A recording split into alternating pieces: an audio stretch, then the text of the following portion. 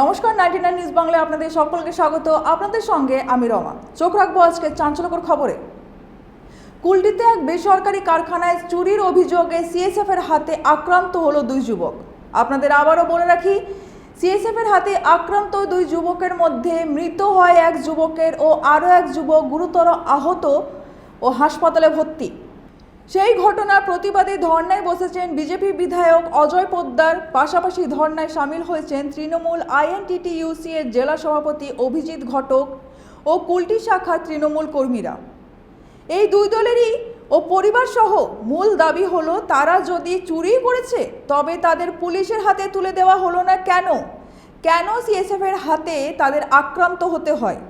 এই ব্যাপারে বিজেপি বিধায়ক অজয় পোদ্দারের কি বক্তব্য আমরা শুনে নেব।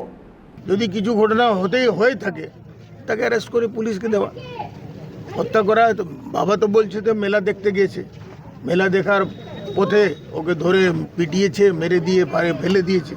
যদি এরকম ঘটনা হয় তো খুবই অন্যায়পূর্ণ ঘটনা। ওর যদি কিছু করেই থাকে তো অ্যারেস্ট করে পুলিশকে দাও। এইভাবে কোনো ইয়াং ছেলেকে বলছে এই তামিলনাড়ু থেকে এসেছিল 5 দিন আগে, আজকে টিকিট ছিল আবার মাদ্রাস যাবার, ওখানেই কাজ করতো। তো এইরকম ছেলেকে মেরে দেওয়া, অ্যারেস্ট করে পুলিশকে দিয়ে দাও ওই যদি কোনো ঘটনাই ঘটে থাকে। তো দুই যুবকের মধ্যে একজন যুবক মৃত ও আরও এক যুবক আহত অবস্থায় হাসপাতালে ভর্তি। তাদের দাবি, তারা যদি চুরি করেছে তাদের পুলিশে দিয়ে দেওয়া হয়নি কেন? बोला बाबा हम जा रहे हैं मेला, मोबाइल घर में रख दिया। बोला मेला जा रहे बाबा। मेला से किया भाई आपका बेगुनिया से वो आ रहा था पैदल, बस टेम्पू नहीं मिला।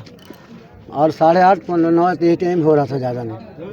और उतने टाइम में इधर में क्या है, किलो गेट खुला था, कोई भागा उधर से और इसको पकड़ कर रोड से टांग के ले गया अंदर में और मार पीट के 4 बजे भोर में इसको फेंक दिया गया रोड पर। मेरा बेटा ना चोर था, ना क्रिमिनल, ना कोई डकैत। 5 दिन चेन्नई से आया हुआ, 1 साल चेन्नई में था, 5 दिन हुआ आने के लिए। बोले जा बेटा घूर पे थोड़ा, आई लुठुआ के मेरा बेटा को मार के फेंक दिया पूरा गला में। से मारा। পরবর্তীতে ধর্নার মধ্যে তৃণমূলের আইএনটিটিইউসি ও সিএসএফ এর মধ্যে ধস্তাধস্তিও হয়। এই দুই দলের সাথে মৃত ও আহতের পরিবারও এই ধর্নায় প্রতিবাদ জানাচ্ছে।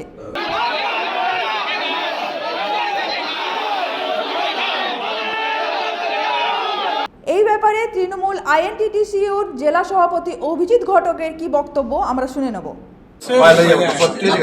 মারধর করে তাদের গলায় তার জড়িয়ে হত্যা করেছেন একজনকে, একজন সিরিয়াসলি ইনজিওর্ড হয়ে হাসপাতালে ভর্তি আছে। যেভাবে সারা দেশে বাংলার মানুষের প্রতি অত্যাচার হচ্ছে, আমরা দেখলাম যে সিআইএসএফ দুজনকে কি নির্মমভাবে তাদেরকে হত্যা করেছে এবং হত্যা করার চেষ্টা করছে। তাই এর বিরুদ্ধে আজকে ধর্নায় বসেছি যে অবিলম্বে যারা দোষী তাদের গ্রেপ্তার করতে হবে এবং যারা তাদের পরিবার আছে তাদেরকে উচিত এবং ন্যায্য কম্পেনসেশন দিতে হবে। আজকে এইভাবে সারা ভারতবর্ষে যেভাবে বাংলার মানুষের ওপর অত্যাচার করছে তার বিরুদ্ধে আজকে আমাদের এই ধর্না। কুলটি থেকে সঞ্জয় যাদবের রিপোর্ট, 99 নিউজ বাংলা।